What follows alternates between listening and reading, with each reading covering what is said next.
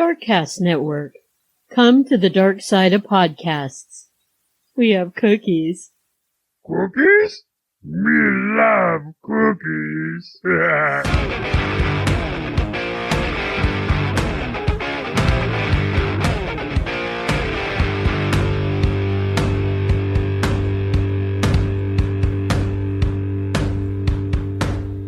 Hi, I'm Heather.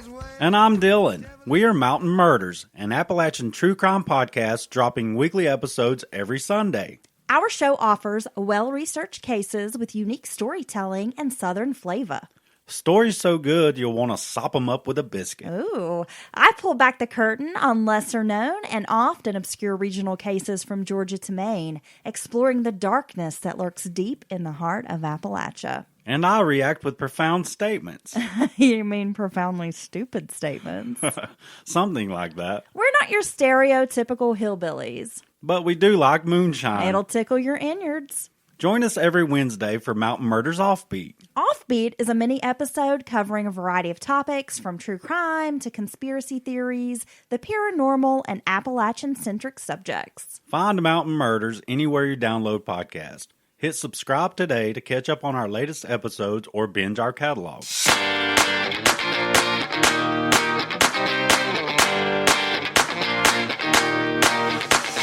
Hey, this is a true crime show where your lovely host is prone to using curse words at times.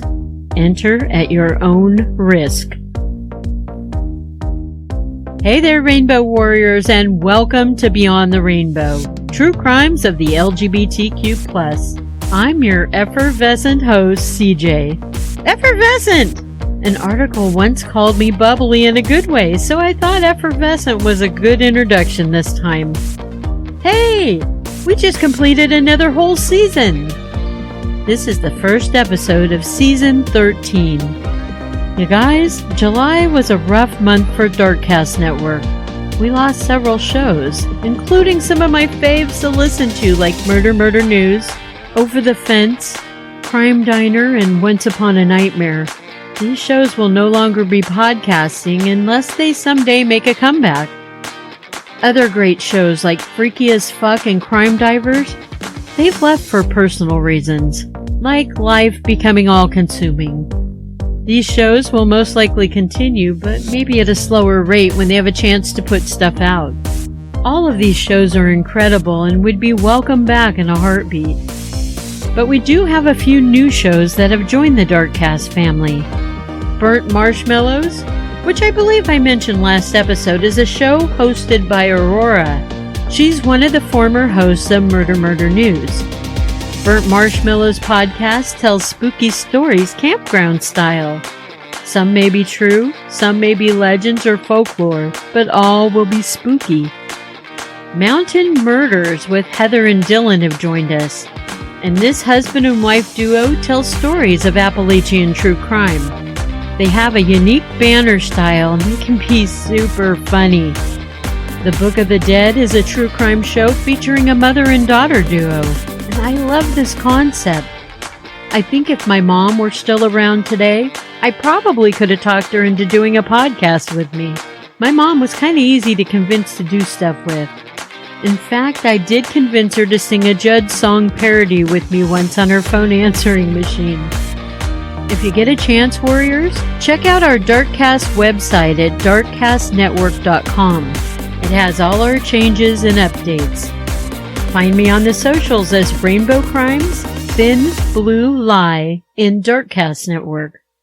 I'll be at the True Crime Paranormal Festival in Austin, Texas at the end of August, and I hope to meet some Rainbow Warriors there. I'll be lonely otherwise. If you type in Beyond at checkout, you'll receive 15% off your tickets. I'll leave a link to their site in my show notes. And if you've been listening a while, you know what else I'll leave in my show notes. A link to my Patreon. Please consider joining my Patreon for ad-free, early release episodes and one extra episode called a Patreon exclusive at the end of each month. If you leave your mailing address, I'll send you some goodies too. And that wraps up our housekeeping for this episode. I would like to apologize in advance if there's any chance you can hear some motorized noise going on in the background.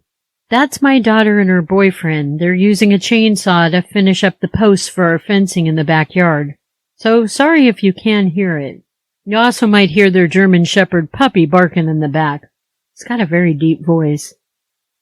So this case comes to me courtesy of Courtney from A Nefarious Nightmare Podcast and some of her Minding the Beehive ladies. These ladies are survivors of the serial rapist Adrian Vildusea. To this, I thank you all for bringing this case to my attention. 66-year young Steven Mark Brashear was a gay man. He lived in Bartlesville, Oklahoma. He befriended a 21-year-old gay man named Daylan Thornton, who was also a resident of Bartlesville. Daylan, who in pictures that I've seen of him, looks to be at least in his 30s to me, was originally from Tucson, Arizona. One day in the beginning of December 2019, Daylan asked Steven if he would drive him to Tucson. Daylan wanted to visit some of his family over the holidays. Steven, who was going through a divorce, thought this might be just the kind of distraction he needed. So with the promise that they would share driving duties and expenses, the two men set off on their journey in Steven's gray Audi SUV. I should probably mention here, while both men were gay, they were not romantically involved with each other. They were just friends. Upon arrival in Arizona, the two men relaxed when they got there, and the next day they decided to take a nature hike in the Coronado National Forest, which is just outside of Tucson. But at the end of the day, only one of the men would come back down off that mountain. That man was Daylan. Within a few days of not hearing from Steven, his family reported him missing to the police. They gave a description of what Steven looked like, as well as what the make and model of his car was. Steven's car had a temporary Oklahoma license plate on it. Christmas 2019 came and went, and there was still no sign of Steven anywhere. His family and his friends were worried, and they were really missing him. On New Year's Eve, hikers came across 3 mountain lions. One was an adult female, and 2 were male cubs feasting on the decomposing body of Steven Mark Brashear. They were spotted along the Pima Canyon Trail. The mountain lions were all euthanized, partially because they showed zero fear of law enforcement who were trying to remove and preserve as much of Steven's body as possible, and partly so the medical examiner could determine if these animals killed Steven. But law enforcement didn't believe the animals had been the reason behind Steven's death. A toxicology report on Steven came back showing he had an opioid analgesic and oxycodone in his system. We know an analgesic is aspirin, but opioids are normally psychoactive chemicals. So an opioid analgesic is a strong prescription pain medicine that's normally used for moderate to severe pain. The oxycodone is also another strong prescription pain medicine. The results from the medical examiner came back, and even though his remains were in bad shape due to the mountain lions and exposure to the weather conditions, as law enforcement suspected, Steven had been dead before the animals got to his remains. After the discovery of Steven's body, no one knew it was Steven because the remains were pretty chewed up. It made identification that much more difficult. It took weeks to determine that the body had belonged to Steven Mark Brashear. Daylan decided he would take a trip into the police station and make a report of his missing phone. But it wasn't his missing phone, it was Steven's missing phone. Police questioned him about the car he was driving. It had been reported as belonging to a missing man from Oklahoma. Daylan admitted he took the SUV, but that Steven had given it to him. "I'm just curious, how do you find friends who give you things like cars? That's a pretty elaborate gift, don't you think?"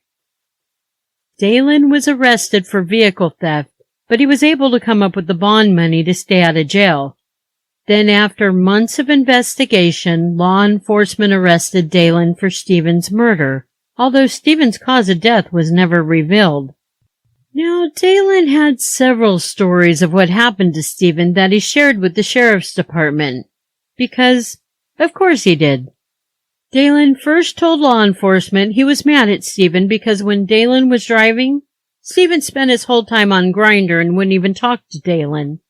Then, when they got to Tucson, Steven hooked up with someone on Grindr, and then he didn't see him again after.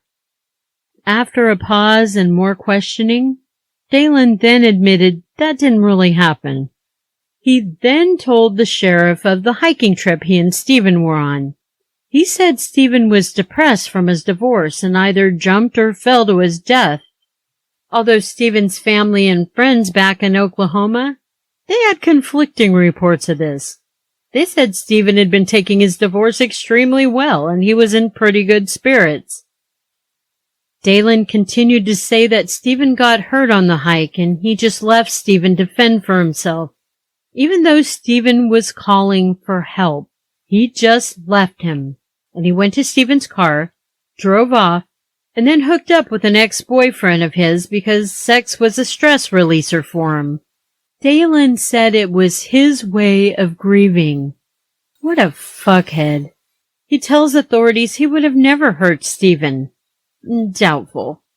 And quite obviously it would never save him either, you dumbass. When confronted with why he didn't call 911 after Steven had jumped, Daylan said he was afraid he'd be blamed for Steven's death.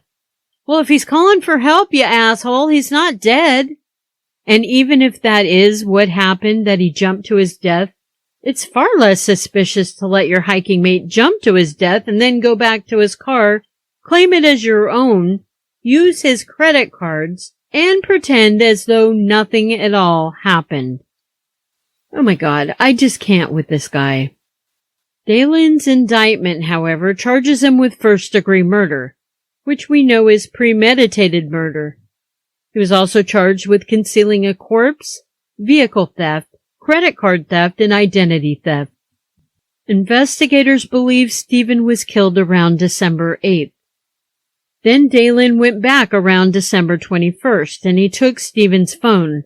He moved it to another trail.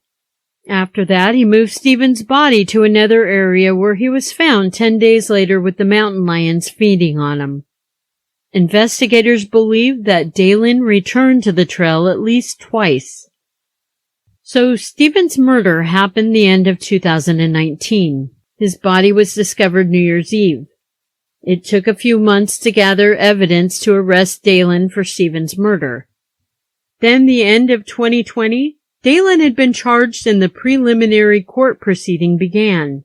And I'm sure COVID didn't help anything in this timeline.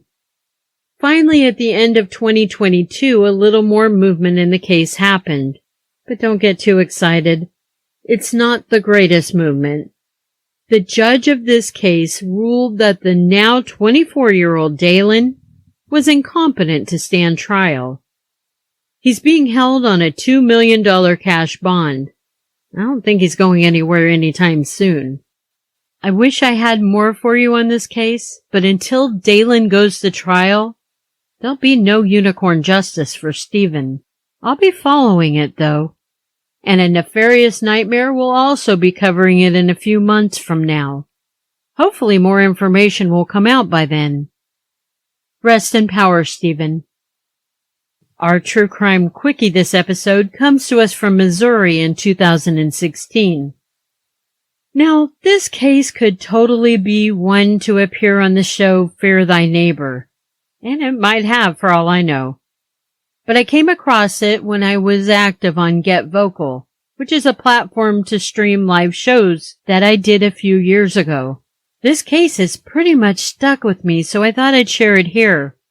Danielle Smith was a 27-year-old lesbian who presented masculine, but at times she could be feminine. So I guess in my community it's called a futch, a femme/butch. She lived with her 61-year-old mother, Terry Jackson, in a mobile home in Camden County, Missouri. Danielle moved in with her mom to help care for her as Terry had an array of health issues. Danielle loved nature, she loved animals and camping, and she was always fostering stray dogs and cats that she would find. 54-year-old Stephen Ensley. Yes, another story with a Stephen, but this one's not a good one. This Stephen was the neighbor to the two women, and apparently he was a very hostile one at that. From pictures, if I had to describe him, and if I'm allowed to be judgy about it, I'd say he was a heavy drinker. He probably had a Union Jack Southern Confederate flag hanging inside his mobile home right next to his Trump for President sign.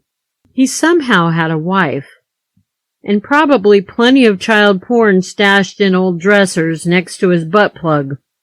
Boy, that really was judgy, even for me. But I just can't stand this guy. Anyway, Stephen had a real problem with Danielle and her sexual identity. This all started November of 2015. Even though Danielle's sexual identity didn't have anything to do with him. It didn't affect his life. It had no bearing on his life whatsoever. But yet, he was offended by it. The two mobile homes sat about 40 feet from each other at the dead end of a street. This was in a mobile home park. And if you ask me, it was a little bit too close of proximity.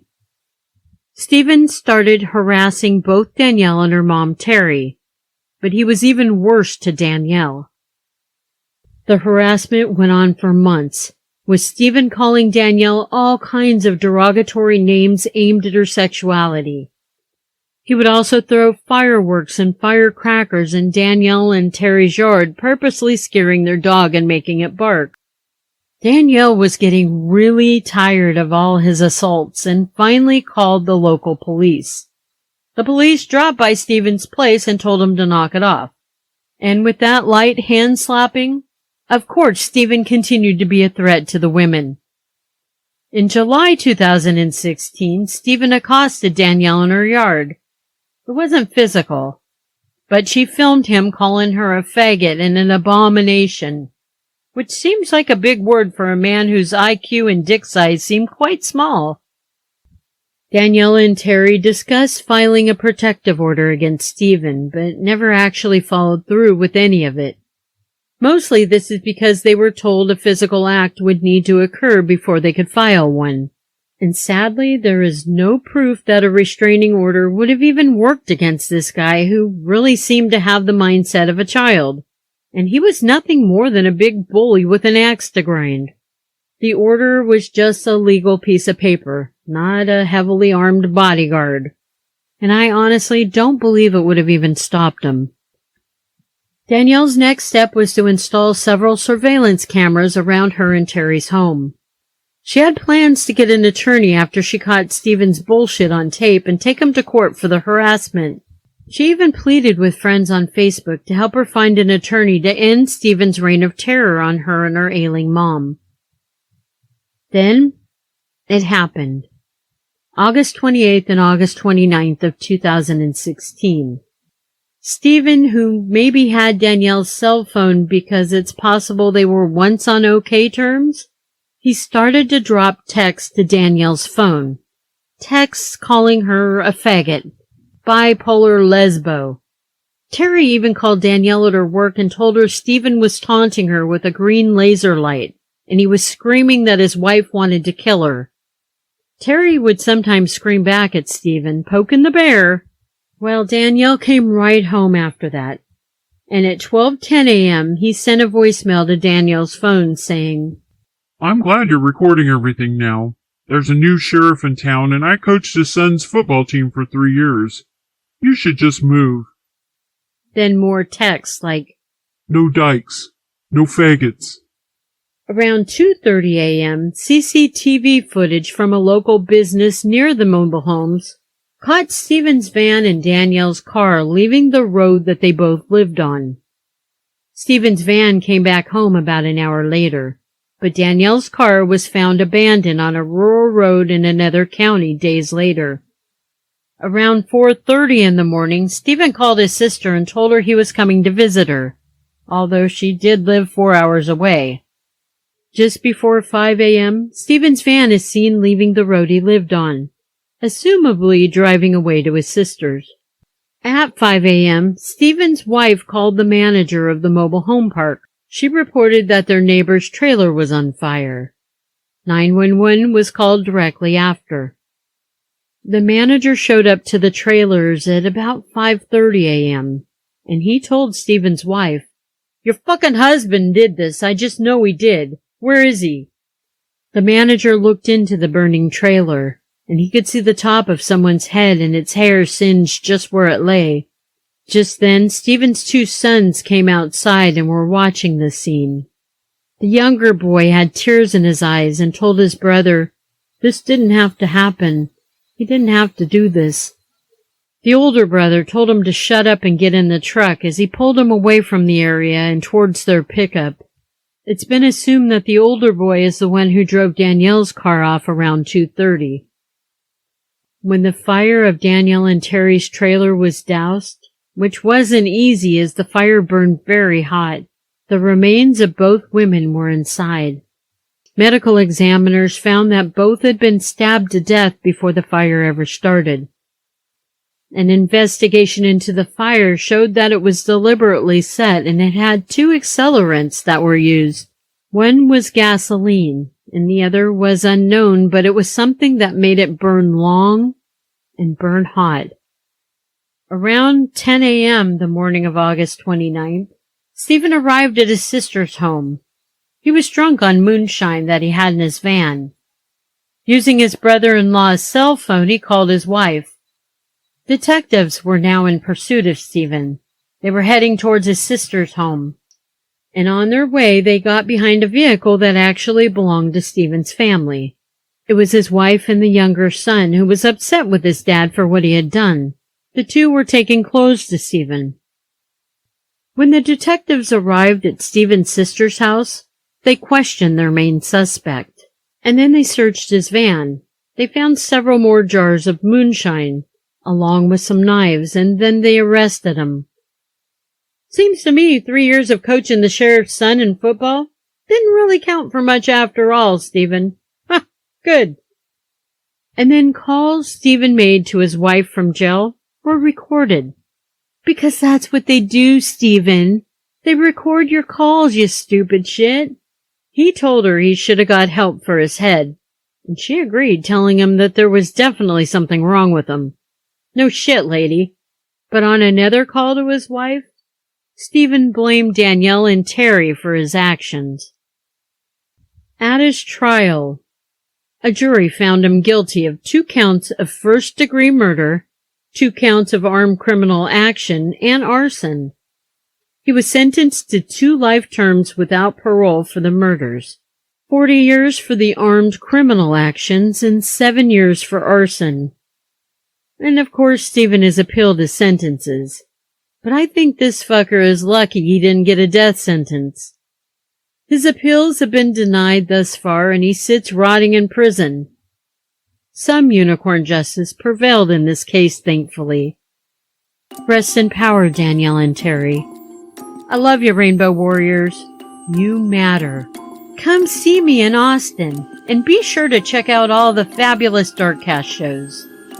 And remember, it's not a crime to be gay, unless you're a murderer.